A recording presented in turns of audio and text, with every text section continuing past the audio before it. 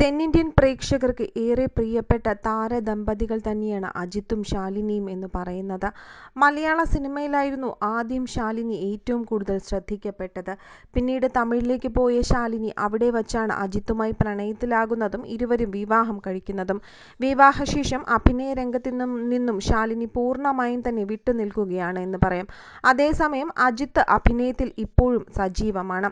Social മീഡിയയിൽ അത്രയധികം സജീവമല്ലെങ്കിലും ഈ താരകുടുംബ വിശേഷങ്ങളെല്ലാം തന്നെ അറിയാൻ ആരാധകർക്കും ഏറെ പ്രിയം തന്നെയാണ്.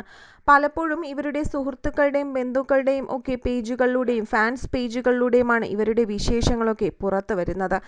അജിത്തിൻ്റെയും ശാലിനിയുടെയും മക്കളായ അനൗഷ്കയ്ക്കും അതുപോലെ തന്നെ അദ്വൈക്കിനും ആരാധകരും ഏറെയാണ്.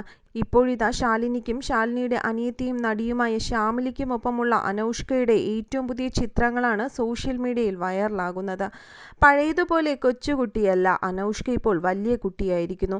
അമ്മയെയും കുഞ്ഞമ്മയും ഒക്കെ പോലെ തന്നെ അതീവ സുന്ദരിയായിരിക്കുന്നു അനൗഷ്ക കുട്ടി എന്നാണ് ആരാധകരുടെ അഭിപ്രായം.